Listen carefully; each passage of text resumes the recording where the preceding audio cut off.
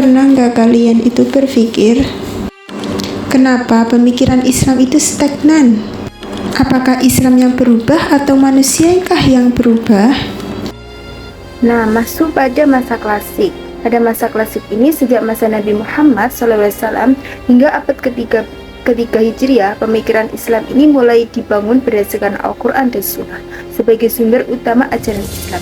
Nah, setelah wafatnya beliau, para sahabat dan tabi'in menghadapi berbagai persoalan baru yang belum dijelaskan secara rinci dalam nas, sehingga mereka melakukan ijtihad untuk menemukan solusi yang sesuai dengan prinsip-prinsip Islam.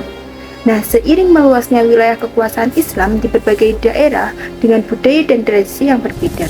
Nah, dari sinilah lahir berbagai ilmuwan seperti fikih, tafsir, hadis, usul fikih yang menjadi fondasi perkembangan pemikiran Islam.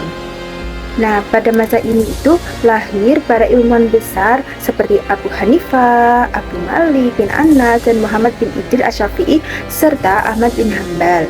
Nah, perbedaan lingkungan sosial mereka seperti sosial, budaya, dan kondisi masyarakat menyebabkan munculnya perbedaan pendapat di antara para ulama. Namun, semuanya tetap berlandaskan pada Al-Quran dan Sunnah.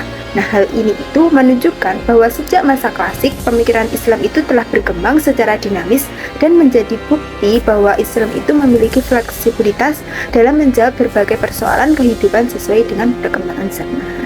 Selanjutnya memasuki pada masa abad pertengahan. Nah, pada masa abad pertengahan ini, pemikiran Islam berkembang sangat pesat seiring dengan meluasnya wilayah kekuasaan Islam dan interaksinya. Dan dengan berbagai peradaban seperti Yunani, Persia, dan Romawi. Nah, pada masa ini muncul berbagai perdebatan intelektual mengenai hubungan antara akal dan wahyu, filsafat dan agama, serta metode memahami syariat Islam. Nah, perkembangan tersebut melahirkan banyak aliran pemikiran dan memperkaya khazanah keilmuan Islam. Sehingga umat Islam itu tidak hanya berkembang dalam bidang fikih, tetapi juga filsafat, teologi, ilmu pengetahuan, dan sosial kemasyarakatan. Nah, dalam era ini itu lahirlah tokoh-tokoh besar seperti Imam Al-Ghazali yang mengkritik pemikiran filsafat yang dianggap terlalu mengandalkan akal, serta Ibnu Rus yang berusaha menyelaraskan akal dan wahyu, serta Ibnu Taimiyah yang mengajak kembali kepada Al-Quran dan Sunnah, serta Ibnu Khaldun yang mengembangkan teori tentang kemasyarakatan dan peradaban tengah kehidupan modern. Nah, dari perjalanan sejarah tersebut dapat disimpulkan bahwa dinamika pemikiran Islam tidak pernah berhenti.